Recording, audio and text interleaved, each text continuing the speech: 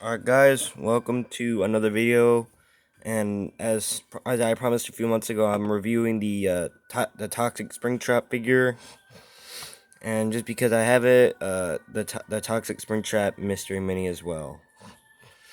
So, yeah, let's start off with the Mini, because I think the Mini has the better eyes than this guy, but, obviously this, and I guess colors kind of, but these colors are still good. But anyways, Toxic Springtrap Mini, yeah, he's really cool. I like him. He even got like those little, as you can see in his mouth, you have like Afton's little like mouth in there with like the bars going through his mouth, and like it's actually opened. It's a different.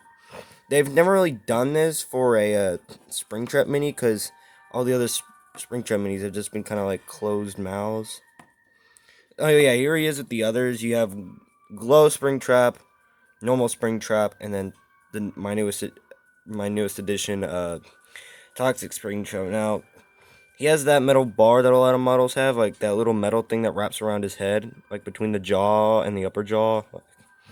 As you can see, if I put this near the light so you can see it better, there's like that gray beneath his suit color.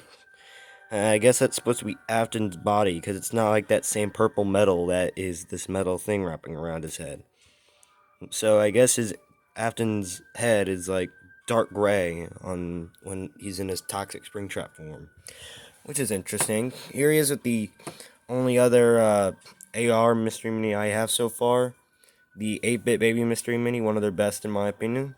But yeah, both 1 in 12s, and I might do a review on her if you guys want me to. So definitely let me know in the comments if you want me to review the 8-Bit Baby Mini, because I really do like this mini, and I do want to review her.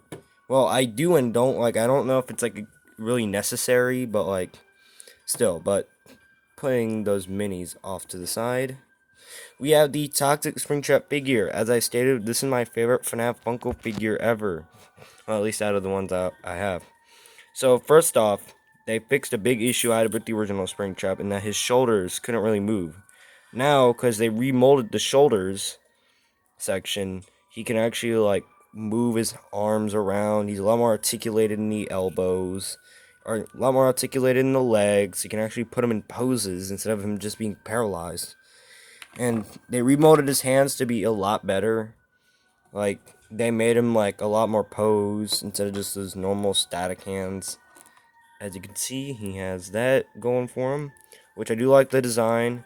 And this guy, honestly, has the most amount of paint out of all of the Arcade Mayhem figures. Like, as you can see, if we put him next to System Error and Livewire, like, look at all that paint he has, and then look at these guys. They don't even look like they're in this. Oh, they don't even look like they're in the same wave, honestly. But not to say that these are bad figures, because these are definitely my 3 favorite figures of the wave. And as you guys all know, if you guys watched the video, these two made it onto my top 10 list. Like, I really like Livewire Toy Freddy. I think he's a cool exclusive. And Systemair Toy Bonnie. Toy Bonnie is one of my favorite toy animatronics, so it's nice to get a figure of Toy Bonnie now. Well, not Toy Bonnie, like, specifically, but, Systemair Toy Bonnie, but, like, they have very few dabs of paint compared to this guy. And Radioactive Foxy is worse, because he has, like, 2 dabs of paint, and that's it. Just like the black in his missing eye, and then his yellow eye. That's it. No freckles, no nose. Cause like they could have at least made his nose like dark green, or like give him his freckles, but they couldn't even do that. So that's disappointing. As you can see, he has the toxic sludge is all over him, and it's really cool. It's like a nice, well done like job at like molding. So yeah, there's Shamrock right there, by the way, which I used to not really like him, but I kind of do now. Like, he's not my favorite, but still, he's he's better than Radioactive Foxy. I will say that he is better than Radioactive Foxy. But here, oh yeah, here he is with Toxic Springtrap. Like, these two seem to have like the most paint in the wave. Well, this guy's brown paint isn't really that good, because that, like, all the rest of the brown's fine, but like this mustache, really, Funko? It wasn't in his stock photo. Why'd you give him it when you were leaked for the final product? Why? It's disappointing. But still, decent figure. Oh yeah, he does have his microphone, because, Funko still hasn't figured out a way for the FNAF 1 Freddy mold to be able to hold his microphone the right way. But I'm getting off topic. So here's, he's got that, I kind of wish, if I can stand him up. Nope, he's just not going to stand his feet. Buckle. I wish they had painted his bubbles, like the boils, like they did on the Toxic Springtrap Mini. They're like this weird lavender color. Kind of wish they had painted them on here, so they didn't just blend it with the translucent purple. But it's fine. I also wish they had painted like one of his wires, and like his endo. But when you got this much paint on the figure already, I think it's fine. It's like minor nitpicks. Other nitpicks include the eyes and nose, but not really that big of a deal. And yeah, this figure is just a really cool figure. Definitely my favorite of the wave. And I wish tie-dye Springtrap used the same shoulder and like leg things, because now that figure is gonna be paralyzed just like the original. So, which is very inconsistent, because usually they use their most recent mold, yet their Toxic Springtrap figure is the most recent mold of Springtrap, yet they're turning right back around to using the original shoulder molds. Like, why? So weird. But yeah, that's the Toxic Springtrap figure. I give this a 9 out of 10.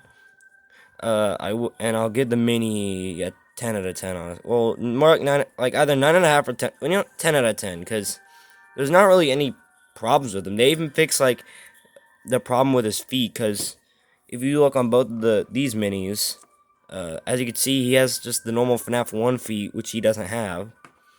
But here, as you can see, if you look closely, you look back down here, they're like dark gray, because that's like his endo feet, just like on the actual Springtrap and Toxic Springtrap designs. Like, so yeah, this mini is really good, and this figure as well. I love this figure. This is like he's just a really cool figure to pose. Really cool to just have standing there, like this easily is like a highlight of the wave. Like, I'd say these three, and then maybe this guy is the best. I'm still debating on that. I might review this guy, honestly, since I've already reviewed the plush. So if you guys also want a review of the Shamrock Freddy figure, just let me know in the comments, because I do kind of want to review him, honestly, because he has grown on me. He's definitely grown on me over time. He's cool. But yeah, that's been my review of the Toxic Springtrap merch. No pop, no plush, which is very sad, because I was excited for a Toxic Springtrap plush. But hey, also I did hear about the tie-dye Springtrap plush, which I might make a video on. I probably will. Like, I don't know if I'll make review on if I'll make a news video on all the tie-dye stuff that was revealed, but I'll definitely do like news videos on like the stuff that I care about in this wave. So yeah, if you guys like this video, make sure to like, comment, and subscribe, and thank you for 50 subs. And that 30 subscribers special video is is like at 1K. That's awesome. So thank you for supporting me. I'm trying to hit now I'm trying to hit at least like 55 or 60 by the end of the month. So, and 100 by the end of the year. So if you guys would like to help me reach that goal, definitely subscribe. Like I'm not forcing you to, obviously, but if you guys like this video, then just like and subscribe, and I'll turn notifications on, and I'll see you in the next video. Bye. Thank you for 50 subs.